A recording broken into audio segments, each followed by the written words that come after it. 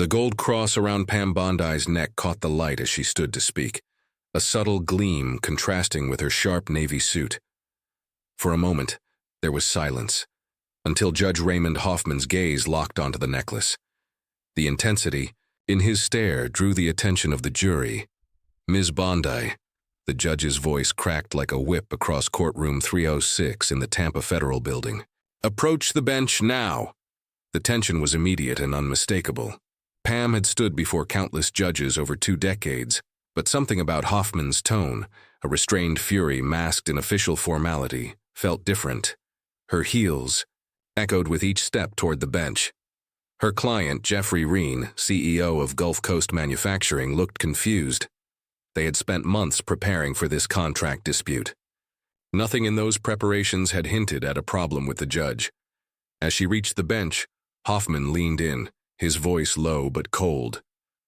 "That religious symbol around your neck, remove it, immediately." Pam's hand instinctively went to the cross, a gift from her grandmother on the day she passed the bar. It had accompanied her to every court appearance in her career. "Excuse me, Your Honor?" she asked, caught off guard. "You heard me, Counselor," Hoffman said, his tone brittle. "That cross violates the neutrality of this courtroom. Religion has no place in federal proceedings." Her pulse quickened, but her face remained neutral. Hoffman had a reputation. Appointed just 3 years ago, he was known for being stern and unpredictable. Lawyers often referred to him privately as Hurricane Hoffman, a force capable of turning without warning. "Your Honor, with respect, this is personal jewelry. It doesn't disrupt proceedings or suggest bias, any more than a wedding." "Ringwood," Pam said carefully. A flicker of anger passed across Hoffman's face. "Are you questioning my authority in my courtroom, Ms. Bondi?" The room had gone still. Even though their conversation was quiet, the tension was clear to everyone. Across the aisle, opposing counsel Martin Chen sat watching intently, his notepad forgotten in front of him. "No, Your Honor," Pam responded calmly. "I'm simply explaining that this necklace holds personal meaning for me." "I don't care if it was blessed by the Pope," Hoffman snapped. "In my courtroom, we maintain neutrality.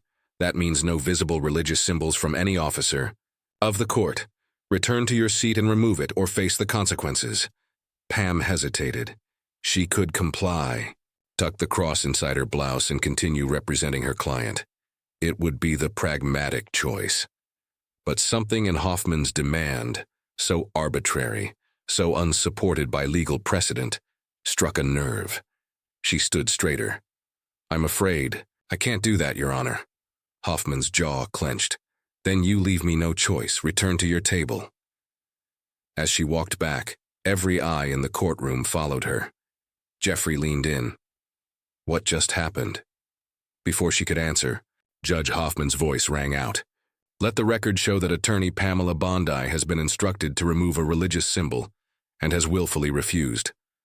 This court finds her in contempt and issues a fine of $100,000, payable within 30 days. A collective gasp swept through the courtroom. Jeffrey went pale. Martin Chen dropped his pen. Even the court reporter froze mid-typing. Pam remained composed. "Your Honor, I must object. There is no legal basis to prohibit religious jewelry in federal court, and the fine is clearly punitive and excessive." "The objection is noted," Hoffman said, his expression darkening. "The fine stands. Would you like to make it 200,000, Ms. Bondi? Because questioning me further will do exactly that." The threat hung in the air. Pam glanced at her client, knowing she still needed to protect his case. "No, Your Honor," she replied.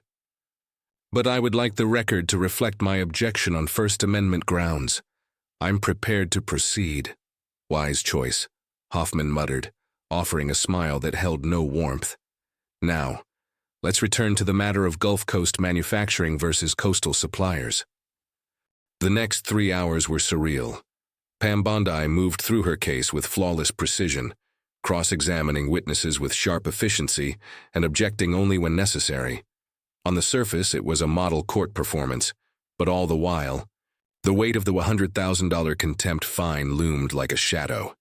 And still, the small gold cross remained visible at her neckline. Internally, her mind raced. Every lawyer in Tampa knew Judge Hoffman could be difficult. But this wasn't just temperament. This was an abuse of power, a direct attack on her First Amendment rights. The sheer boldness of the fine stunned her. When Judge Hoffman finally called for a lunch recess, the courtroom buzzed with whispered conversations. Jeffrey leaned in. His voice was low but shaken. "Pam, what just happened? $100,000 for a necklace." She gathered her documents deliberately, trying to maintain composure. It happened because Judge Hoffman overstepped. He issued a fine with no legal grounding. "This is crazy," Jeffrey muttered, running a hand through his hair. "I'll cover the fine. The company can handle it." Pam shook her head firmly. "No, this isn't your burden, and I won't let it affect the company. This is between me and a judge who abused his authority." Martin Chen, opposing counsel and a longtime courtroom rival, approached quietly. Despite their frequent battles, in court there was mutual professional respect. "Pam," he said under his breath, "that was way out of line. I've never seen anything like it." "Neither have I," she replied, appreciative of his acknowledgement. Chen lowered his voice. "Just so you know, half the legal community in Tampa will back you if you challenge this. Hoffman's been slipping lately, but this is something else." As the courtroom cleared, Pam's phone buzzed. Messages were flooding in. One stood out, from her paralegal, Lauren Rivera. "Pam, what is going on? Clerk just called about a $100K contempt fine, please." "Tell me that's a typo. Reporters are calling already." Pam texted back. "It's real. He fined me for wearing my cross. I'll be back at the office in 20. She turned to Jeffrey. "You were strong this morning. Your testimony hit the right points, and Chen's witnesses didn't land anything major. But I need to be honest. This situation with Hoffman is going to attract media attention." Jeffrey nodded. "Do what you have to do. I trust you." 20 minutes later, as Pam pushed through the glass doors of Bondi Legal Group, it was clear the story had already erupted. 3 news vans were parked out front, and her phone hadn't stopped buzzing. Lauren met her at the elevator, tablet in hand. "Conference room A is ready. Jackson and Maria are waiting. I briefed them already." Jackson Chen, the firm's top associate and a constitutional law expert, was waiting alongside Maria Delgado, a former legal correspondent turned media strategist. "If I'm going to fight this," Pam said, "these are exactly the people I need." As they hurried down the corridor, Pam asked, "What's the situation so far?" Lauren scrolled through her tablet. Local stations are already running the story. Tampa Bay Times has a full piece online. Social media is exploding. Crossfine is trending in Florida. That was fast, Pam said. "It's the perfect storm," Lauren replied. Religious freedom, judicial overreach, and a female attorney targeted in open court. Everyone's picking a side. Inside the conference room, Jackson and Maria were already huddled over a laptop. "Tell us exactly what happened," Jackson said, ready to take notes. Over the next 10 minutes, Pam recounted everything. Hoffman's demand, her refusal, the Ichiwa fine, and the startling revelation about the judge's behavior. Jackson listened closely, jotting notes, while Maria muttered under her breath about how this would play in the media. When Pam finished, Jackson leaned back. "This is a textbook First Amendment violation. There's no precedent supporting what Hoffman did. But he does have power," Maria added, "and a $100,000 fine isn't a warning. It's meant to intimidate." Pam nodded. "He wants to make an example out of me, force me to either comply or be crushed by the penalty." "The timing is suspicious too," Lauren noted. "Hoffman's up for consideration for the 11th Circuit Court of Appeals. Taking a hard line on courtroom neutrality might impress certain members of the selection committee." "At my expense," Pam muttered, her tone edged with anger. Jackson tapped his pen against his legal pad. "We need to tackle this on 2 fronts, legal and public. Legally, we file an emergency motion to vacate the contempt citation. I can have it drafted by tomorrow morning." Pam turned to Maria. "And publicly, Maria's eyes lit up. Before joining the firm, she'd built a reputation exposing judicial misconduct on national networks. We shaped the narrative. Right now, the public is hearing, "Attorney fined for religious symbol. We need to refocus it." "Judge abuses authority to suppress religious freedom," Lauren chimed in. "The Florida Bar Association can't ignore this, not with that fine amount. And the Judicial Qualifications Commission might investigate if there's enough pressure." Pam walked to the window and looked down at the news vans gathering outside. This wasn't the week she had planned. She was supposed to be deep into a straightforward contract dispute between Gulf Coast Manufacturing and Coastal Suppliers, a case worth millions. Instead, she was suddenly at the center of a constitutional challenge, with her finances and reputation on the line. Lauren gently interrupted her thoughts. "Pam, what do you want to do?" Pam turned to face them all. "I want to fight, not just for me, but for everyone this could affect. If Hoffman can fine me $100,000 for wearing a cross, what stops another judge from doing the same to someone wearing a hijab or a turban? This isn't just about me anymore." Jackson nodded. "I'll start on the motion. We'll cite Employment Division versus Smith, Church of the Lukumi Babalu I versus City of Hialeah, and definitely Capitol Square Review Board versus Pinette. Don't forget Town of Greece versus Galloway," Pam added. "It reinforces that passive religious expression doesn't imply government endorsement." Maria looked up from her laptop. "And the media? You've already got over a dozen interview requests. Fox News wants a live segment tonight." Pam paused. Media could help, but it could also provoke Hoffman before she appeared in front of him again the next day.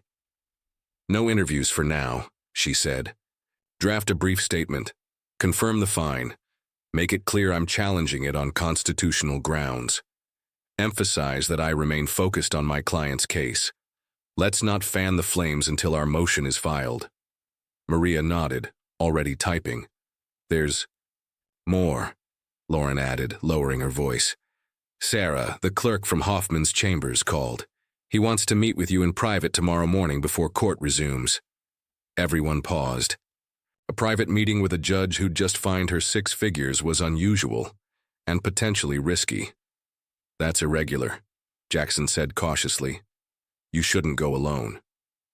"I agree," Pam responded. "Jackson, you'll come as my counsel. Lauren, call Sarah back and confirm the meeting, but make it clear I won't be attending without legal representation." As the team broke off to prepare, Pam stayed behind, alone in the conference room. She let herself feel the full weight of the morning for the first time. She reached for the cross at her neck, the symbol that had suddenly become the center of a legal and moral firestorm. It had been a gift from her grandmother, Elizabeth, a woman of strength who'd raised 3 children alone after her husband died in the Korean War. On the day Pam passed the bar, her grandmother had said, "Remember who you are, stand for something, or you'll fall for anything." Those words rang louder now than ever. Her phone buzzed. A message from Jeffrey. "Just saw the news. Are you okay? Do you need me to find a different attorney for tomorrow?" The text hit her unexpectedly hard. Jeffrey had been her client for 7 years. Switching attorneys mid-trial could seriously hurt his case. She quickly replied, "Absolutely not. I'll be there, fully prepared. This won't impact your case." Set her phone down and walked to the large whiteboard on the wall. In clean lettering, she outlined her battle plan. Emergency motion to vacate contempt order. First Amendment defense, excessive fine argument, selective enforcement evidence, Masonic ring, media narrative strategy, Bar Association complaint. Judicial Qualifications Commission pressure. A knock interrupted her writing. It was Maria holding out her tablet. "Sorry to interrupt, but you need to see this," she said. The screen showed a viral post from a local court reporter. Breaking. Sources confirm Judge Hoffman allowed attorney Martin Chen to wear a Star of David pin in his courtroom last month. Same judge fined Pam Bondi $100K today for wearing a cross. Her double standard. Cross fine attached was a grainy photo of Chen in court, his Star of David lapel pin clearly visible. Pam stared at the image, cold anger building. This wasn't about neutrality. It never had been. "Get this to Jackson," she said, "and find out if Chen will confirm it publicly." As Maria rushed out, Pam turned back to the whiteboard and added one more line to the strategy. "Prove selective enforcement. Chen's Star of David versus my cross." The case against Hoffman was becoming clearer by the hour, and so was the path forward. By 7 p.m., the office had transformed into a full-scale war room. Jackson had completed a first draft of the emergency motion to vacate the contempt citation. It referenced 14 Supreme Court cases affirming the right to religious expression in public spaces, including courtrooms. Lauren had compiled a detailed dossier of Judge Hoffman's past rulings. A pattern was beginning to emerge. Comments made in public forums, interviews, and even social functions that revealed a growing history of questionable statements on religion and the role of belief in the courtroom. Maria had prepared a measured but firm media statement. Even before its official release, news outlets were quoting parts of it from early interviews she'd conducted with legal correspondents. As Pam reviewed her notes, her phone rang. It was Jeffrey again. "How are you holding up?" he asked when she answered. "I'm fine, Jeffrey," she said. "More concerned about your case than all this noise." He chuckled, but his tone was serious. "It's not noise when it's your future. Listen, I just got off a call with the board. We've approved funds to help you if you need them. Call it a consultant fee or whatever. If it helps you fight this, we'll do it." Pam was touched. Though Jeffrey couldn't see it, she shook her head. "That's kind of you, but this isn't about money anymore. It's about something much bigger." After hanging up, she found herself alone for the first time since that morning. Outside her office window, the sun had dipped below the Tampa skyline, casting long shadows across the bay. The courthouse incident had already taken on a life of its own. As she was about to return to reviewing her case notes, her cell buzzed. Again, an unknown number. Normally, she'd let it go to voicemail, but instinct kicked in. Pamela Bondi speaking. "Ms. Bondi, this is Sarah Mitchell from Judge Hoffman's chambers." The clerk's voice was low, cautious. "I shouldn't be doing this, but I thought you should know. Judge Hoffman has been on the phone most of the afternoon with Chief Judge Mercer and members of the 11th Circuit Nominating Committee." Pam sat up straight. "Why are you telling me this?" A pause. "Because what happened today was wrong, and there's something else. Judge Hoffman keeps a Bible in his desk. Everyone in chambers knows. He reads it before rulings. The hypocrisy hit hard. A judge consulting a religious text in private while punishing Pam for a visible symbol of faith in public. "Would you be willing to sign an affidavit?" Pam asked, gently. "I can't," Sarah whispered, almost in tears. "If they find out I called you, I'd lose everything. I shouldn't even be on this call." "I understand," Pam replied, and she truly did. Sarah was risking her career just by speaking the truth. "Thank you for your courage." As the call ended, Pam sat in silence. The information couldn't be used formally, but it provided critical insight. Hoffman knew his position was under scrutiny. His conversations with higher judicial authorities confirmed it. A knock at the door broke her focus. It was Lauren, holding out her tablet. "You're going to want to see this," she said. The screen displayed an official statement from the Florida Bar Association. "We are aware of the situation involving attorney Pamela Bondi and Judge Raymond Hoffman. While we respect judicial authority, we are concerned by reports regarding the proportionality of the contempt fine issued. Review has been initiated. They're stepping in," Lauren said, her tone mixed with relief and determination. "This is huge." Before Pam could respond, the office phone rang. The caller ID read, U.S. District Court, Middle District of Florida. She and Lauren exchanged a quick look before Pam picked up. Pamela Bondi speaking. "Ms. Bondi, this is Judge Mercer's office," said the assistant. "Chief Judge Mercer would like to speak with you." A moment later, the Chief Judge's authoritative voice came on the line. "Ms. Bondi, I'm aware of the events that unfolded in Judge Hoffman's courtroom today. I won't speak to the legal merit of any appeal or motion. That would be improper, but I do have administrative concerns. Pam waited silently. Judge Hoffman has agreed to a chambers conference tomorrow morning at 8:30 a.m. before court resumes. I will be attending via video. Is that acceptable to you? It wasn't just a private meeting anymore. This was now a supervised session, an intervention. Yes, Your Honor. My counsel and I will be present. One more thing, Mercer added. Given the public attention, I ask that you keep tomorrow's meeting confidential until it concludes. Of course, Your Honor. After the call, Pam looked at Lauren. The chief judge is stepping in. Lauren nodded slowly. That almost never happens. This is bigger than me now, Pam replied. The court is in damage control. Do you think they'll make him drop the fine? Pam paused. Maybe, or they'll offer a quiet compromise, but I'm not interested in quiet. I want accountability. Then what do you need from me? Lauren asked. Get Jackson. We need to prepare for that meeting. And call Jeffrey. He should know about the change. As Lauren left, Pam turned to the window, looking out over the city. What began as a courtroom insult had evolved into a broader battle. She didn't know how it would end, but she knew exactly where she stood. Jackson arrived a few minutes later, legal pad in hand, ready to work. Lauren briefed him on the latest developments, including the unexpected involvement of Chief Judge Mercer. This is a big shift, Jackson said. An administrative intervention. Means the court is taking this seriously, but it also means they'll try to resolve it quietly. Pam turned from the window. We're not settling, Jackson. Not unless Hoffman publicly vacates the fine and acknowledges that religious jewelry is constitutionally protected. That's a tough ask, he said. Judges rarely admit fault, especially in writing. Then we move forward with the motion. If they want quiet, they can offer accountability. Otherwise, we take this all the way. Jackson nodded. Understood. So tomorrow we go in respectfully but firm. Make it clear we're not backing down.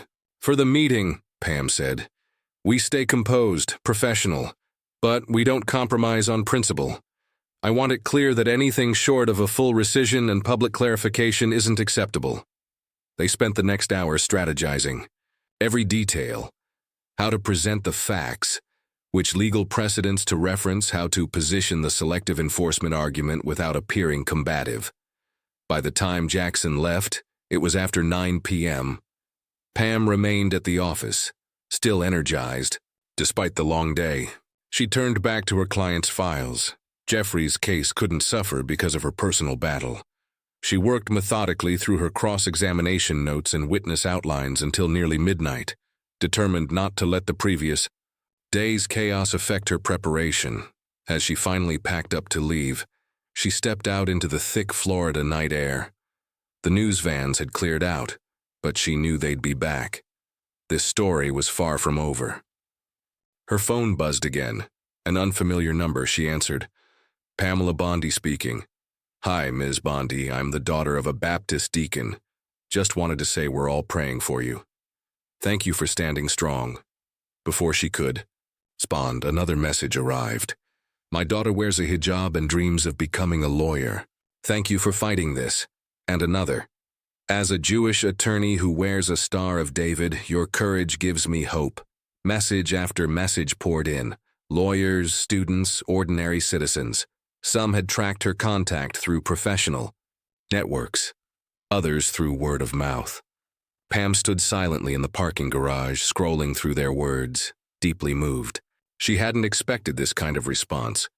When she had refused to remove her cross that morning, it was an instinctive act of conscience, not a calculated stand. She hadn't realized how many people felt vulnerable in their own professions. Driving.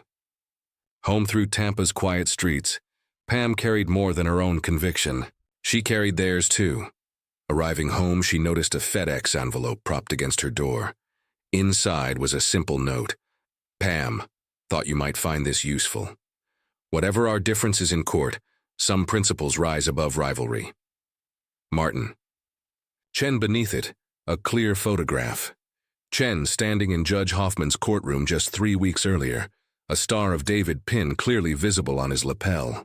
The timestamp left no room for doubt. It was the proof she needed. Back inside, Pam placed the photo next to her motion draft and allowed herself finally to feel everything: the exhaustion, the adrenaline, the meaning behind it all. Tomorrow would be critical. The fine, the court record, and the message it would send to every attorney walking into a courtroom with a symbol of faith on display. She set her alarm for 5:10 a.m., her mind already shifting to strategy. As she prepared for bed, she caught her reflection in the mirror, the gold cross still resting at her collarbone. Her grandmother's words came back again. Remember who you are. Stand for something, or you'll fall for anything. Tomorrow, she would stand, not just for herself, but for the principle that no attorney should be punished for wearing their faith. Morning arrived with a brilliant Florida sunrise spilling golden light over Tampa Bay. Pam reached the federal courthouse at 7:45 a.m., a full 45 minutes ahead of the scheduled chambers meeting. She wanted the time to center herself, to focus. To her surprise, the courthouse steps were already crowded. Dozens of people had gathered, some holding signs, many wearing visible symbols of faith: crosses, stars of David, hijabs, turbans. Law. Students from Stetson University stood in a line, each wearing a small cross in solidarity. As she climbed the steps, a ripple of applause rose from the crowd. Pam nodded politely but kept walking. This wasn't about applause, it was about principle. Inside, Jackson was already waiting near security, briefcase in hand. "You ready?" he asked, voice low but confident. "More than ready," Pam replied. "Do you have the full packet?" Jackson patted his briefcase. Photo of Chen, Masonic ring references, precedent cases, our motion to vacate, all here. They followed a clerk, Sarah, through the courthouse corridors to a small conference room adjacent to Judge Hoffman's chambers. Sarah kept her gaze low as she gestured toward the table. Judge Mercer will be joining remotely. At 8:30 sharp, Judge Hoffman entered, trailed by Martin Chen. Hoffman's face was unreadable, but his shoulders were rigid. He looked like a man under pressure. Seconds later, the large screen at the front of the room flickered to life. Chief Judge Elena Mercer appeared, composed and direct. Her presence made one thing clear. This wasn't a routine meeting. It was oversight. "Thank you all for attending," Mercer began. "We're here to discuss yesterday's contempt citation. Judge Hoffman, please explain the basis for your decision." Hoffman sat upright. Ms. Bondi was displaying a religious symbol. "In court, I instructed her to remove it to maintain neutrality. She refused. I issued a fine." Jackson couldn't contain himself. "A $100,000 fine for a necklace." "Counsel," Mercer cautioned, "let's maintain decorum." Turning back to Hoffman, she asked, "Do you apply this restriction equally to all religious symbols?" Hoffman hesitated. Too long. "I enforce neutrality as appropriate to preserve courtroom decorum." Pam saw the moment. "Your Honor, may I ask a follow-up?" Mercer nodded. Pam calmly pulled a photograph from her folder and slid it forward. "This image shows attorney Martin Chen in Judge Hoffman's courtroom 3 weeks ago, wearing a Star of David pin. No fine, no reprimand." Chen glanced down at the photo, then up at Hoffman. He said nothing. Pam placed another document beside it. "This is a sworn statement from a court reporter confirming Judge Hoffman wears a Masonic ring during proceedings, a fraternal symbol with religious connotations. Also, never addressed." Mercer leaned closer to her camera. "Judge Hoffman, is this accurate?" Hoffman's jaw tightened. "The Masonic Order is a fraternal group, not a religion." "With religious elements," Pam replied evenly. "This isn't about religion. It's about consistency. If courtroom neutrality were truly the issue, enforcement would be uniform." "This is inappropriate," Hoffman snapped, his composure slipping. "What's inappropriate," Jackson interrupted, "is a 6-figure fine over a protected expression of faith." Mercer raised her hand. "Ms. Bondi, I understand you've prepared a formal motion?" Pam handed copies to everyone in the room. "The motion cites 14 Supreme Court cases supporting First Amendment protections for personal religious expression, including within courtrooms. unless there's a compelling government interest that meets strict scrutiny.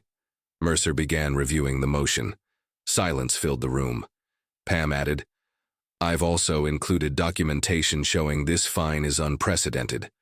The largest previous contempt fine for an attorney in this district was $55,000 for screaming at a witness. My necklace didn't disrupt proceedings. It simply existed. After a long pause, Mercer looked up. Judge Hoffman, she said, in light of these materials, do you wish to reconsider your ruling? All eyes turned to him. His position was untenable. Pam had brought not only precedent, but clear evidence of inconsistent enforcement. I maintain the right to control my courtroom, he muttered. No one disputes that, Mercer replied, her tone sharpening. But restricting a non-disruptive religious symbol must meet a very high threshold, and selective enforcement undermines that entirely. Her words landed like a quiet verdict. In light of the constitutional concerns and the motion presented, Mercer continued, I believe the appropriate course is to vacate the citation and the fine. Though phrased diplomatically, it was not a suggestion. It was a directive. Hoffman sat still, cornered. Finally, he nodded. Very well. The contempt, citation and fine are vacated. Pam had won. But she wasn't done. Thank you, Your Honor. However, I'd request the court also issue a written order clarifying that wearing religious jewelry is constitutionally protected and does not violate courtroom rules. Hoffman bristled. You've had the fine rescinded, counselor. Don't push your luck. It's not about luck, Pam said calmly. It's about ensuring this doesn't happen to anyone else. Mercer stepped in again. I believe Ms. Bondi's request is reasonable. Judge Hoffman, please prepare a written order reflecting the vacated fine and affirming that personal religious symbols are permitted, consistent with First Amendment protections. His silence spoke volumes, but again he nodded. I'll prepare the order today. By 10 a.m., courtroom 306 was filled beyond capacity. Every seat was occupied and spectators stood along the back wall. The atmosphere was different now, charged yet expectant. Even those unaware of the details could sense something important was unfolding. Judge Hoffman entered, expression neutral. Without looking at anyone in particular, he raised a document. Before we proceed with Gulf Coast Manufacturing versus Coastal Suppliers, I have an order to read into the record. A hush settled. The contempt citation and fine issued yesterday against attorney Pamela Bondi are hereby vacated in full, he read. Upon further consideration and review of relevant constitutional precedent, this court affirms that the wearing of personal religious symbols, including but not limited to crosses, stars of David, and similar items, is protected expression under the First Amendment and does not violate courtroom neutrality when worn in a non-disruptive manner. The C gallery murmured. It was quiet, but the significance was undeniable. Pam sat calmly, her hands folded, her face composed. Internally, however, she felt a surge of relief, not just for herself, but for what this would mean for others moving forward. This wasn't just about a fine being dropped.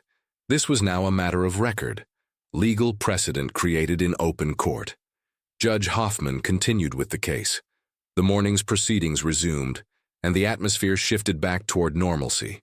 He ruled evenly, made no cutting remarks, and appeared determined to demonstrate neutrality, as if overcompensating for the prior day. Pam remained focused. Despite the storm, her client's case was progressing. The morning's testimony from Gulf Coast's production manager was strong, clear, consistent, and damaging to the opposition. At the lunch recess, a crowd of reporters was waiting on the courthouse steps, eager for a soundbite. Pam kept her remarks brief and professional. This case has never been about me, she told them. It's about reaffirming that our rights don't stop at the courtroom door. Every American, regardless of faith, should be free to wear symbols. Belief without fear of punishment. That's what the Constitution protects, and today, that protection was upheld. As she returned inside, her phone buzzed with more messages of support. The Florida Bar Association released an updated statement, commending the resolution and announcing the creation of a special task force to review courtroom policies regarding religious expression. 3 national legal organizations also reached out, requesting permission to use the case as part of their continuing legal education programs, a teaching example in how constitutional law meets real-world practice. Back in court, Pam's momentum continued. Under cross-examination, the opposing side's key witness contradicted himself, undermining their timeline and giving more weight to Gulf Coast's position. Even Hoffman had to sustain Pam's objections when opposing counsel veered into improper questioning. At the end of the day, as court adjourned, Jeffrey pulled Pam aside. "That was brilliant. This morning with the judge, and this afternoon with the witnesses. I've never seen anything like it." "Thank you, Jeffrey," she replied modestly. "Tomorrow's testimony should push us over the line." He smiled. "We had a board meeting this morning. The team wants to double your retainer, not for the media attention, but because you've proven you'll fight for what's right. No matter the cost." She nodded appreciatively. "You've always trusted me with your case. I wasn't going to let anything compromise that." 3 days later, the trial concluded with a decisive win. The jury deliberated for less than 2 hours before returning a verdict in favor of Gulf Coast Manufacturing, awarding them full damages. Judge Hoffman, now under the spotlight, conducted the remainder of the trial with textbook fairness, perhaps for the first time in recent memory. The man once feared for unpredictability now seemed focused on optics, if not reflection. As the courtroom cleared, Pam gathered her belongings. For a moment she looked up and saw Hoffman watching her from the bench. Their eyes met. He gave a small, almost imperceptible nod. It wasn't an apology, but it was something close to acknowledgement. Outside, the late afternoon sun bathed the city in warm gold. The news trucks were fewer now. The narrative had shifted from controversy to resolution, from accusation to precedent. Pam didn't pause for cameras. She walked quietly back to her office, ready for whatever came next. Back at Bondi Legal Group, the mood was far from tense. The conference room had been transformed into a modest celebration space. Jackson, Lauren, Maria, and the entire team were gathered. Even Jeffrey had stopped by, beaming after the courtroom. Victory. To everyone's surprise, Martin Chen, the opposing counsel, entered the room with a small smile and a bottle of champagne in hand. "To Pam," Jackson said, raising a glass, "who reminded us all that some battles choose you, but how you fight them defines you." Glasses clinked around the room. Pam raised hers with quiet gratitude. She wasn't one for celebrations, but she recognized that this moment mattered, not just for her, but for what her case had come to represent. Her phone buzzed. A new email notification. The sender, Sarah Mitchell. Pam opened it and read silently. "Miss Bondi, I wanted you to know.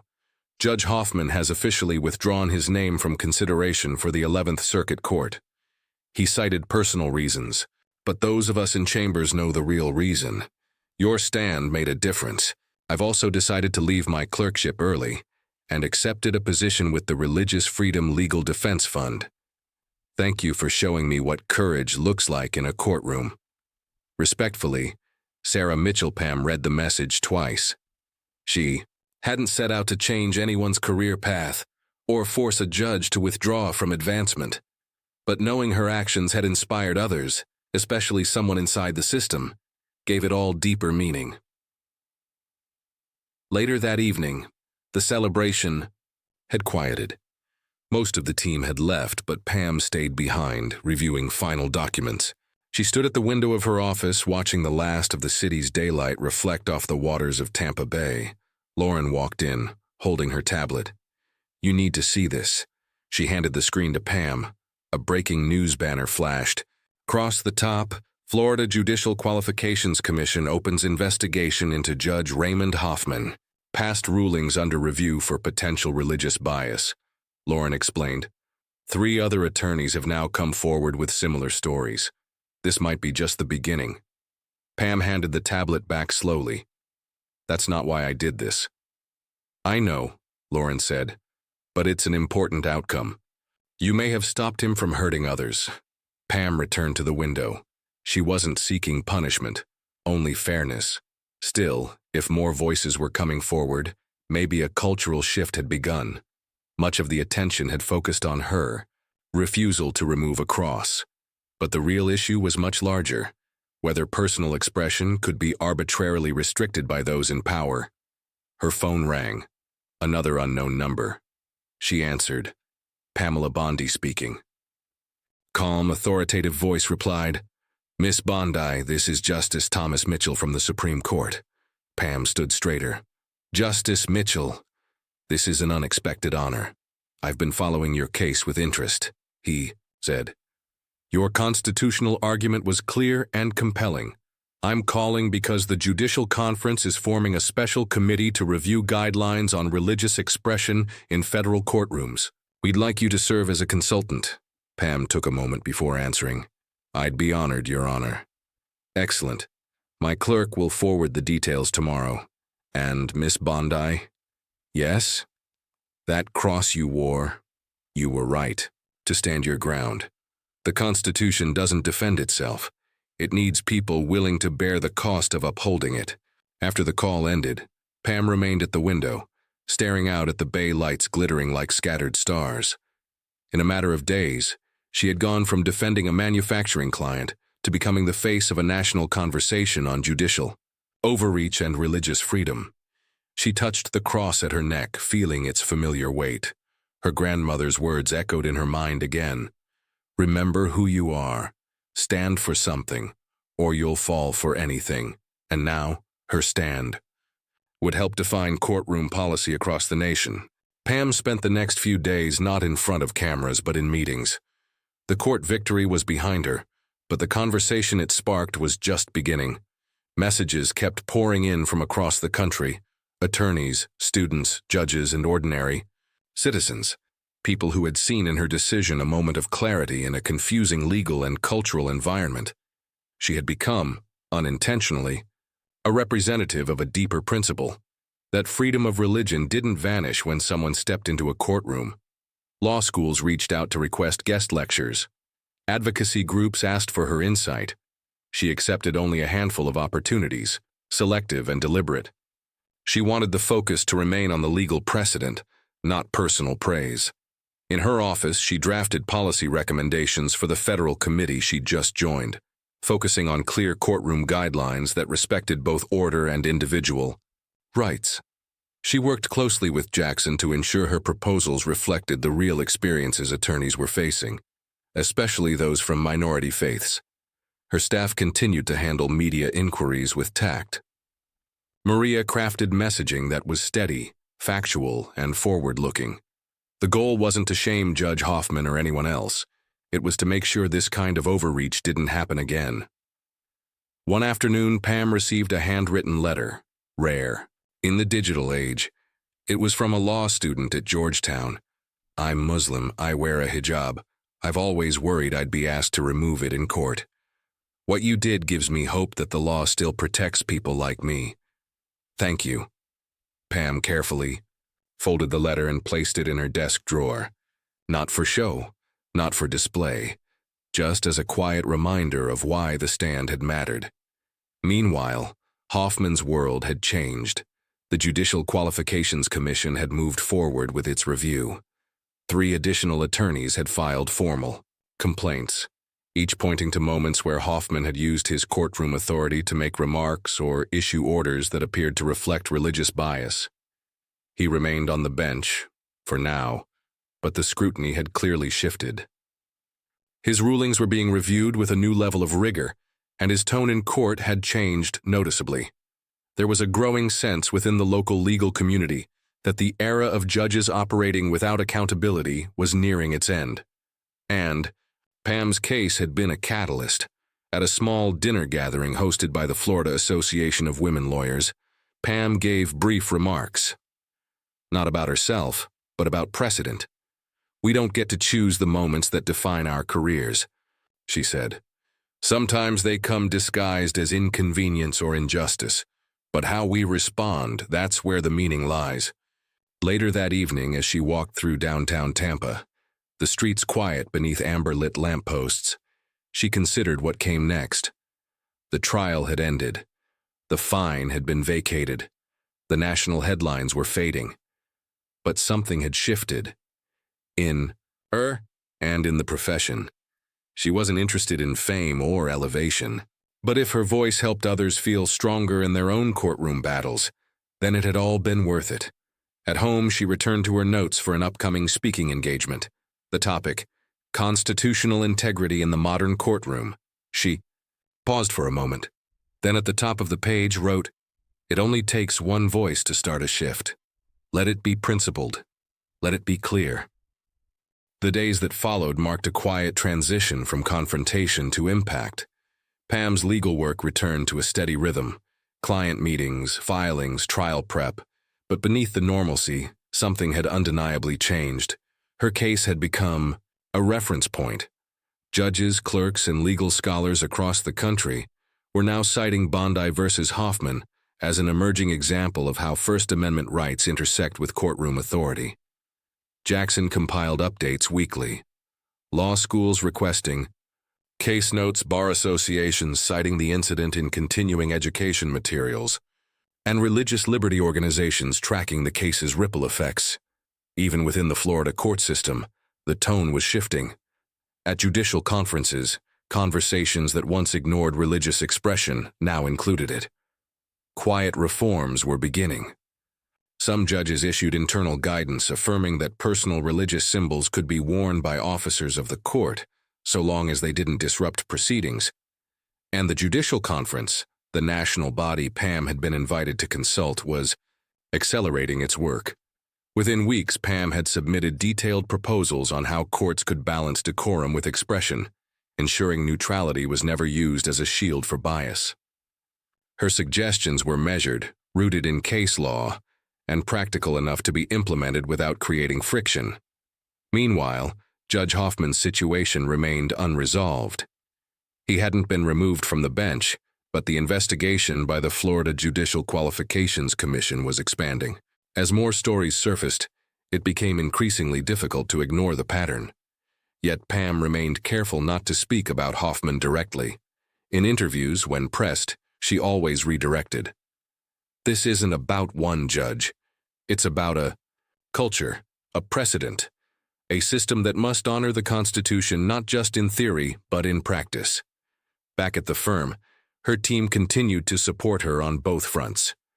Maria handled incoming media inquiries with precision, ensuring every statement kept the focus on constitutional principles, not personal conflict. Lauren managed Pam's calendar with care, protecting her time while still allowing space for her growing national responsibilities. One evening, after wrapping up a deposition, Pam returned to her office to find a note on her desk. It was from a former client, someone she hadn't spoken to in years. "I saw what happened. I remember how you fought for me years ago, when no one else would take the case. What you did in that courtroom, standing up for your beliefs, was no different. You've always fought the right fight." Pam smiled. It was easy to forget how many small battles had led to this moment. The confrontation with Judge Hoffman had been public, but it was built on years of quiet resilience. Cases won, clients defended, principles upheld. Later that night, Maria entered the office with a press update. "Looks like your hearing has made it into the latest edition of the American Bar Association Journal," she said, handing Pam a printed copy. They called it a defining moment for courtroom rights in the modern legal era. Pam skimmed the article. It wasn't dramatic or emotional, just thorough, fair, and grounded. Exactly what she'd hoped for. "This is how real change happens," she said. "Not through outrage, through consistency, facts, and the willingness to hold the line." Maria nodded. "And a little bit of bravery." Pam laughed. "Maybe, but mostly preparation." As she filed away the article, her eyes returned to the small cross at her neck. It wasn't just a symbol of faith anymore. It had become a symbol of persistence, of constitutionally protected identity, and of the quiet power of principled resistance. Weeks later, As the media attention began to fade and the legal world shifted to new controversies, Pam remained focused, not on the past, but on what would come next. The courtroom had returned to business as usual, but the precedent set by her case lingered in the background of every new hearing across Florida, and perhaps beyond. Her firm continued growing. Jeffrey's case was now a closed file, won, settled, and archived, but their professional relationship remained stronger than ever. Other clients, old and new, quietly acknowledged what they'd seen. They weren't just hiring a litigator anymore. They were hiring someone who stood for principle when it mattered. One afternoon, as she wrapped up a brief internal team meeting, Pam received another message, this one from the Florida Bar Association. The task force created in the wake of her case had finalized its report. Recommendations were being forwarded to all state judges and court administrators. Among them was a clear guideline: non-disruptive personal religious expression, including symbols worn by officers of the court, shall not be grounds for disciplinary action or judicial sanction unless directly interfering with the integrity or function of courtroom proceedings. It was a direct result of what she had endured and how she had responded. Later that evening, she returned to her office alone. The sun had set, and Tampa's skyline twinkled beyond the glass. She moved to the window, letting the quiet settle. Her phone buzzed. It was a final message from Sarah Mitchell. "Miss Bondi, I wanted you to know Judge Hoffman has submitted early retirement papers. It's being processed quietly. The investigation won't continue. I suppose that's their version of closure. But I wanted you to hear it from me. What you didn't just change my career. It reminded me why I got into the law in the first place. With gratitude, Sarah." Pam read the message twice, then closed her phone and looked out at the city lights. She hadn't expected any of this. Not the courtroom confrontation, not the national attention, not the opportunity to advise at the federal level.